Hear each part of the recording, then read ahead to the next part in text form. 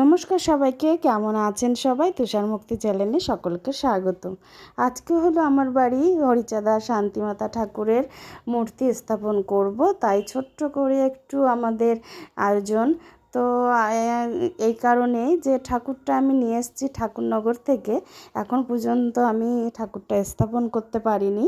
আমার বিশেষ একটু অসুবিধা ছিল, তার জন্য তারপরে জন্মাষ্টমীও চলে এসছে, তাই মা বলল যে ঠাকুর যখন নিয়ে এসছিস অনেক দিন হলো, এখন বসিয়ে দে। তো আমার ইচ্ছে ছিল আমার মাকে দিয়েই ঠাকুরটা স্থাপন করব। তো সেই দিনটা আজকে বুধবার অনুযায়ী করতে হবে আমাদের হরিমতে। তো ঠাকুর আমি নিয়ে এসেছি, দুজনকেই দিয়েছি, ছেলে আর বাবাকে বড় নিয়ে রাখতে, আর আমি সুন্দর করে বরণ করে নিচ্ছি। তো ঠাকুর ঘরে বসানোর আগে বরণ করে মাকে ঠাকুরকে আমি আমার ঘরে তুলব। তো পাশে যে লাল শাড়ি পরা আছে এই বৌদির বাড়ি আমি ভাড়া ছিলাম দীর্ঘদিন ধরে। দীর্ঘদিন বলতে 3টা বছর আমি বৌদির সঙ্গে কাটিয়েছি, আর আমি 11টা বছর ভাড়া বাড়িতে কাটিয়েছি, তারপরে আমার বাড়ি। তো যখন বাড়িতে গৃহপ্রবেশ হয় তখন আমি ঠাকুরের ছবি এনে পুজো করেছিলাম, আর আমি রাধাকৃষ্ণ ঠাকুর পিতলের কিনে এনেছিলাম, আর লক্ষ্মী ঠাকুর ছিলই আমার বাড়িতে, সে দিয়েই পুজো হয়েছিল। কিন্তু খুব ইচ্ছে ছিল যে হরিচাঁদ ঠাকুরকে আমার বাড়িতে নিয়ে আসবো আর স্থাপন করব, তো সেই জিনিসটা আমার হয়ে ওঠেনি। তো আজকে সেই দিনটা হয়ে উঠেছে, খুব আনন্দের আমার আজকের দিনটা আমার কাছে। তো সেই দিনটা আজকে তোমাদের সঙ্গে শেয়ার করছি, তোমরা পাশে থেকো। পাশে অনেকেই আছে, আমার দিদি আছে, বড় বৌদি আছে, সবাই এসছে আমার বাড়ি। তো আজকে আমার ইচ্ছে যে আমার মাকে দিয়ে ঠাকুরটা স্থাপন করব, কেননা আমার মা ঠাকুর বংশের মেয়ে, এই হরিচাঁদ ঠাকুর বংশেরই মেয়ে আমার মা। আমার মা হলো বৈষ্ণব দাসের বংশভূত, 5 নম্বর শরীফের। তো আজকে সেই দিনটা মাকে বলেছি তুমি আমার বাড়ি পুজো করে দিবে। তো মা এসছে আমার বাড়ি, আমার মা একটু মোটা, এখানে ঠাকুরকে বরণ করে ঘরে তুলে নিয়েছি, এখন স্নান করিয়ে নিব সুন্দর করে। তো বৌদি আমাকে বলে দিচ্ছিল, মা আমাকে বলে দিচ্ছিল, সেই অনুযায়ী আমি স্নান করিয়ে নিলাম। তো ওই দেখো আমার হরিচাঁদ ঠাকুরকে স্নান করিয়ে নিচ্ছি। এর মধ্যে অনেক কিছুই মিশিয়েছি, দুধ, গঙ্গা জল, মধু, ঘি সব কিছুই দিয়ে আমি স্নান করিয়েছি আমার ঠাকুরকে। আজ আমার প্রাণের ঠাকুর আমার বাড়িতে, এটা আমার বিশাল বড় পাওয়া। আজকে আমার জীবন ধন্য হলো। সত্যি আমি যেটা চেয়েছিলাম, অনেক দিন ধরে ভাড়া বাড়ি ছিলাম, অনেক ফ্ল্যাট দেখতে গেছি, একটা কারণেই আমি নিইনি ফ্ল্যাট, যে আমার ঠাকুরকে যখন একটু ডাঙ্কা বাজাবো, লোকজন বলবো, তখন পাশ থেকে বলবে আওয়াজ হচ্ছে। তো এই অবজেকশনগুলোর জন্যই আমি ফ্ল্যাট পছন্দ করিনি। তো একটা বাড়ির খুব চেয়েছিলাম, ঠাকুর আমার স্বপ্ন পূরণ করেছে, বাড়িও হয়েছে, ঠাকুর ঘরও হয়েছে, কিন্তু ঠাকুরই ছিল না আমার। প্রাণের ঠাকুর এসছে, তো বরণ করে নিল বৌদি, এখন মাকে দিয়ে স্থাপন করাবো। তো মাও একটু মোটা মানুষ, জন্য মায়ের একটু প্রবলেম হয়। তো মা বললো আমি ঠাকুর বসিয়ে দেবো, ঘট বসিয়ে দেব। তো এটা আমার কাছে অনেক বড় পাওয়া, যে আমি গর্বিত যে আমি নমশূদ্র ঘরের মেয়ে, আর আমি হরিচাঁদ শান্তিমাতার মানে কি বলবো বংশর একজন কন্যা, তার পেট থেকে আমি জন্মগ্রহণ করেছি, এটা আমার সত্যি গর্বের জিনিস। আর আমার মায়ের সত্যি এত মানে কি বলবো, আমার মায়ের তুলনা হয় না। মা খুব সুন্দর গান করতে পারে আমার মা, সে গান তো লাইভের মধ্যে দেখিয়েছি, ভিডিওটা একটু ছাড়তে দেরি হচ্ছে, তাই তোমাদেরকে আজকে শেয়ার করছি। আর এই বৌদি আমাকে অনেক হেল্প করে, তার সঙ্গে আমার বান্ধবী আছে সঙ্গীতা, ঝিলিক, প্রতিমা, আমার দিদির মেয়ে, প্রত্যেকজন আমার পাশে ঢাল হয়েছিল। এরা যদি আমার পাশে না থাকতো আজকে আমি এই পুজোটা সম্পূর্ণ করতে পারতাম না, কারণ আমি শরীরটা একটু খারাপ, তো সিঁড়ি দিয়ে ওঠানামা করা আমার বারণই আছে। তো তারা আমার পাশে এসে এত হেল্প করেছে কি বলবো, আর এত সাহায্য করেছে বলে আজকে পুজোটা আমি সম্পূর্ণ করতে পেরেছি। তো মা আমার কথা অনুযায়ী চলে এসছে। তো আজকে আমার মা ঠাকুর বসাচ্ছে, এটা আমার কাছে বিশাল একটা পাওয়া, বিশাল পাওয়া, যেটা ভাষায় প্রকাশ করা যায় না, যে এতটাই আমরা ভাবুক হয়ে গেছি মা আর মেয়েতে, যে কি বলবো। আর আমি চেয়েছিলাম যে আমার বাড়িতে হরিচাঁদ শান্তি মাতাকে নিয়ে আসব, সেটা আমার মাকে দিয়ে স্থাপন করব। মা বলেছিল যে অন্য গোসাইদের নিয়ে আয়। আমি বলেছিলাম না মা, তুমি এসে আমার ঠাকুরকে স্থাপন করবে। আমি চাই তুই তোমার হাত দিয়ে আমার ঠাকুর আমার ঘরে বসুক, আর পুজো হোক। তো সত্যি সেই দিনটা এসছে। আমি ছোটোবেলার থেকেই ঠাকুরনগরে যেতাম, ছোটোবেলার থেকে, একদম ছোটো থেকে, যখন দিদিমা বেঁচে ছিল। দিদিমা মানে বীণাপাণি দেবী, আমার মায়ের জেঠিমা হয়। তো তখন ওই দিদিমার কাছে যেতাম, বসতাম, মেলা দেখার জন্য আমাদেরকে টাকা দিত। সেই জিনিসগুলো বড় পাওয়া। তারপরে মা বাবাকে একটা করে শাড়ি ধুতি দিত, প্রসাদ দিত দিদিমা নিজের হাতের। এগুলো আমাদের কাছে সত্যি একটা গর্বের ব্যাপার যে সেই মানুষটার হাত থেকে আমরা প্রসাদ পেয়েছি। মা শাড়ি মা প্রত্যেক বছর যেত আর একটা লাল পাটের শাড়ি মাকে দিতই। বাবাকে দেখে ঘোমটা দিত দিদিমা বড় করে একটা। সেই দিদিমা আজকে নেই, একটু মনের মধ্যে খারাপ লাগে। আর আজকে সত্যি আমরা ধন্য, আমি আমার মা, যে আমার বাড়ি আমার ঠাকুর এসছে। সত্যি সত্যি আমি স্বর্গ পেয়েছি আজকে, স্বর্গ। সবাই ভালো থাকবেন, সুস্থ থাকবেন। কি বলবো, আজকে মা আর আমি এতটাই ভাবুক হয়ে গেছি। আমার প্রাণের ঠাকুর আজকে আমার বাড়িতে। কি বলবো, আমার প্রাণের ঠাকুর এসছে, আমার প্রাণের ঠাকুর আমার বাড়িতে। আমার মা শিখিয়েছে যে সব ঠাকুরকেই সম্মান করবে, সবাইকে তুমি ভক্তি করবে, আর কোনোদিন গুরুর নিন্দা করবে না। যার যার কাছে তার গুরুদেব প্রিয় বা সম্মানের জায়গা, কখনো তুমি সেটা করবে না। তো মায়ের কথা অনুযায়ী চলতাম। আর আমার মাও খুব, বললাম না যে খুব কীর্তন করে, খুব ভালো মানুষ তিনি একজন। তো সেই মানুষটা এসছে, পুজো দিচ্ছে, সেটা আমার কাছে বিশাল বড় পাওয়া। কে কাকে জানি না কতটা মা বাবাকে সম্মান করে বা ভক্তি করে, আমি কিন্তু আমার মা বাবাকে দেবতা তুল্যই দেখি। কেননা ভগবানকে কোনোদিনও আমি দেখিনি, আমার মা বাবাই আমার কাছে ভগবান। আর অসীম সরকার আমার গুরুদেব। তো সেই মানুষটাও মাকে সম্মান করতো, মায়ের কোনো দিন প্রণাম নেয়নি, কেননা ঠাকুর বংশের মেয়ে বলে কাকু কোনো দিনও প্রণাম নেয়নি। সেই মানুষটা আজকে আমার বাড়ির পুজো দিয়ে দিচ্ছে, ঘট স্থাপন করছে। মা বলেছিল তুমি একটা ঘটেই পুজো দিবে, যেহেতু সবাই দুটো ঘটে দেয়, আমি বলছি তুমি একটা ঘটেই পুজো দিবে। তো মায়ের বাক্য অনুযায়ী আমি সব কিছু করেছি। আর মা ঠাকুর বসিয়ে দিয়েছে, ঘট বসিয়ে দিয়েছে। মা যেভাবে করেছে সেভাবে করেছি, বাদ বাকি আমাকে দেখিয়ে দিয়েছিল তুমি এইভাবে পুজো করবে। তো মায়ের অনুযায়ী আমি পুজোগুলো সম্পূর্ণ করেছি। তো মা এখানে বরণ করে নিয়েছে, দেখতে পাচ্ছ। এখন বৌদি সুন্দর করে ভোগগুলো সাজিয়ে দিবে, যেহেতু ভোগটা আমি অনেকক্ষণ আগেই রেডি করে রেখেছিলাম যে ঠাকুরটা আমি ঘরে তুলব। এই দেখো ঝিলিক রানী, প্রতিমা দিদি, আর আমার যে সহকর্মী, সে না থাকলে আমার বাড়ির উদ্ধারই হয় না, জ্যোৎস্না রানী, তাকে না বললে হয় না। এই মানুষটা অনেক আমাকে হেল্প করে, আমার পাশে থাকে। এই হলো আমার দিদির মেয়ে। তো ওও আমাকে অনেক সাহায্য করেছে, অনেক, মানে নিজের মেয়ে থাকলে যেটা হয় সেইটাই করেছে। তো চলো একটু ডাঙ্কা বাজানো তোমাদেরকে শোনাই, কেমন করে আমরা ডাঙ্কাটা বাজাই। আর আজকে সত্যি আমার জীবন ধন্য, আজকে আমি স্বর্গ পেয়েছি, আমার ভগবানকে আমি পেয়েছি। চলো একটু একটু করে সবই দেখাই তোমাদেরকে।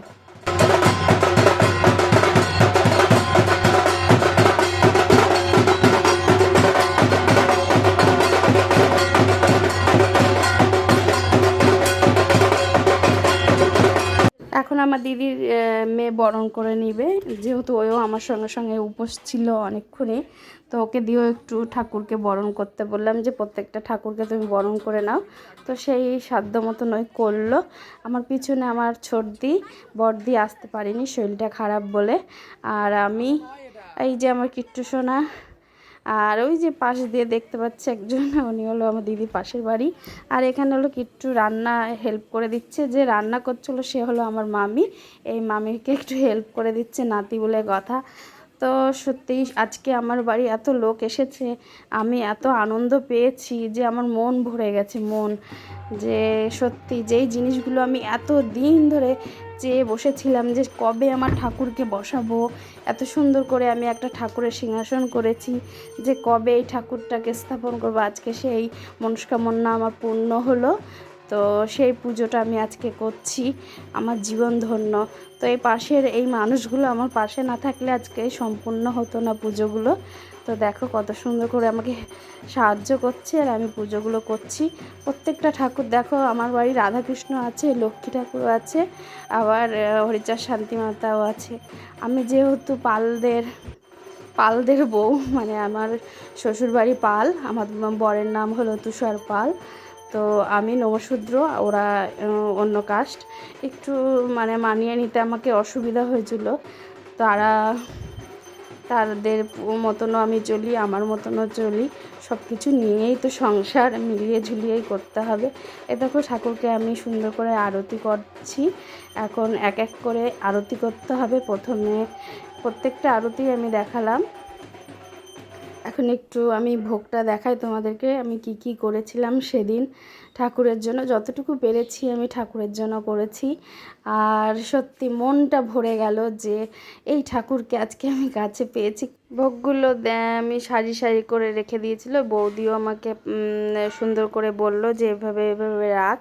তো সেভাবেই ভোগগুলো রেখে পুজো করা হলো। মা আমাকে যেভাবে বলেছিল পুজো করার কথা, মায়ের আদেশ মতনই আমি পুজোগুলো করলাম। এখানে কীর্তনের দল, মানে কীর্তনের দল বলছি, এটা আমার মাসি, আর এই পাশে আর একটা মাসি, আমার দুই মাসি, আর ওই গোলাপি শাড়ি পরা আছে ওটা হলো দিদির পাশের বাড়ি বউ। এই সবাই এখন চলে এসছে। মাসিকে নিমন্ত্রণ করেছিলাম, যেহেতু আমি দল বলছি না, মাসি তুমি এমনি এসো। তো মাসি আমার কথা অনুযায়ী এসেছে, এটাই আমার অনেক, মাসির কাছে অনেক বড় পাওয়া।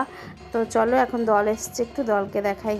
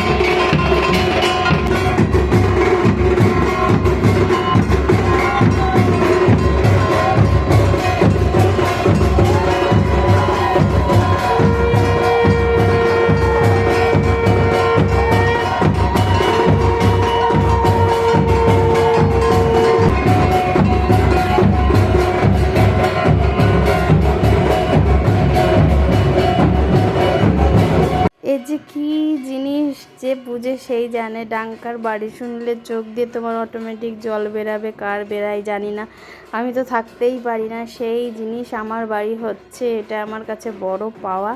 তো চলো প্রত্যেকটা জিনিস তোমাদেরকে একটু একটু করে আমি তুলে ধরি।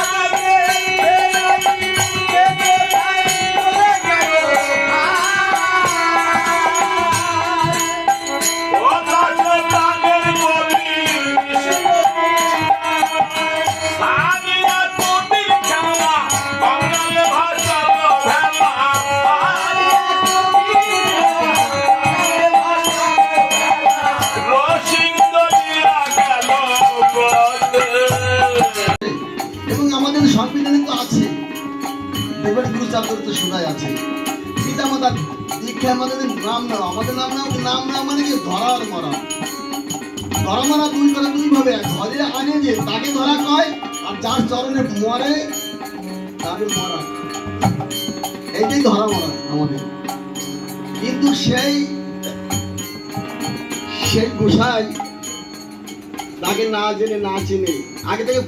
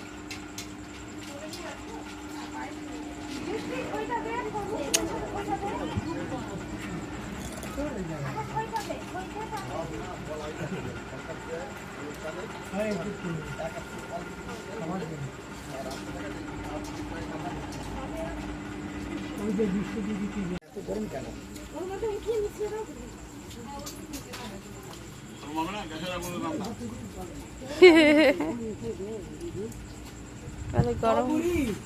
তুমি এখানে বসবা, সবাইকে দেখতে পাবে। তাহলে টাটা দিয়ে দাও, একটু টাটা দিয়ে দাও, টাটা। রুয়ের হেয়ার ব্যান্ডটা কিন্তু দারুণ লাগছে, আর একটু মনে হয় পেছন দিকে যাবে। হ্যাঁ, কই একটু মুখ তুলে তাকাও। এটা হচ্ছে বাপ বেটা, বলে দিলাম।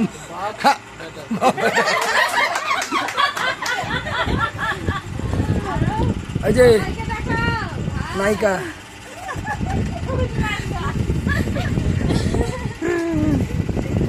এইটা হচ্ছে ওই বাপ বেটার মা।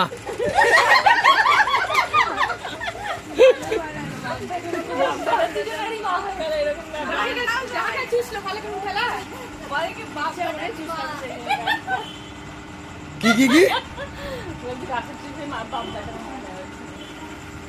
বাবান তুই উপরে বসেছিস, ভিডিওটা তোর বাবাও দেখে কিন্তু এখন, জানিস। সবাই সবাইকে নিজেকে নিজে দেখতে পাচ্ছ কিনা সেটা সবাই জানে না কিন্তু ভিডিও হচ্ছে